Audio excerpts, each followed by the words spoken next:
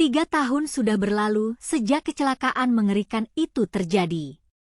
Seorang anak laki-laki berinisial Ika, yang masih berusia 3 tahun, harus mengalami trauma yang sangat berat setelah tertabrak dan terlindas mobil di Ciputat, Tangerang Selatan.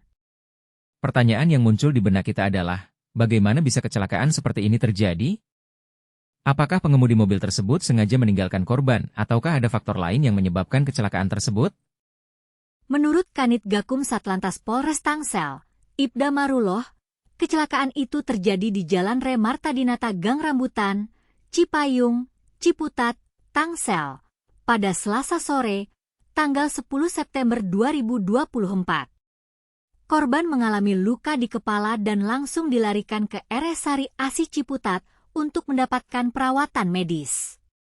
Dalam video yang beredar, mobil tersebut tampak melaju kencang di lokasi kejadian sebelum menabrak korban.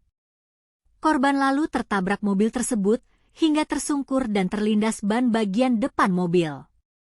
Warga di sekitar berdatangan membantu korban. Pertanyaan lainnya adalah, mengapa pengemudi mobil tersebut kabur meninggalkan korban? Apakah dia takut dengan hukum ataukah ada alasan lain yang menyebabkan dia kabur?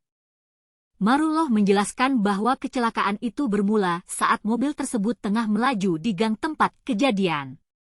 Setibanya di lokasi, mobil menabrak dan melindas korban.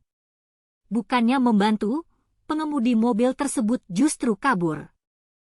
Polisi langsung melakukan penyelidikan dan menetapkan pengemudi mobil tersebut sebagai tersangka.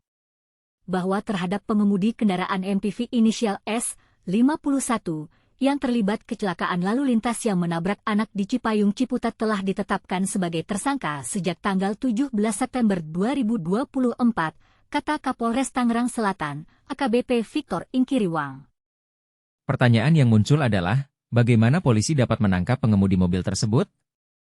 Apakah ada bukti yang kuat yang menyebabkan polisi dapat menetapkan pengemudi mobil tersebut sebagai tersangka? Polisi berkoordinasi dengan berbagai pihak, termasuk ahli pidana dan ahli lalu lintas, untuk mengusut kasus ini.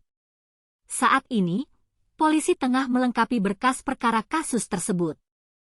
Pertanyaan lainnya adalah, apa hukuman yang pantas diterima oleh pengemudi mobil tersebut? Apakah hukuman yang dijatuhkan dapat menjadi pelajaran bagi pengemudi lainnya agar lebih berhati-hati di jalan? Kita tunggu kelanjutan kasus ini dan berharap agar hukum dapat ditegakkan demi keadilan bagi korban dan keluarganya.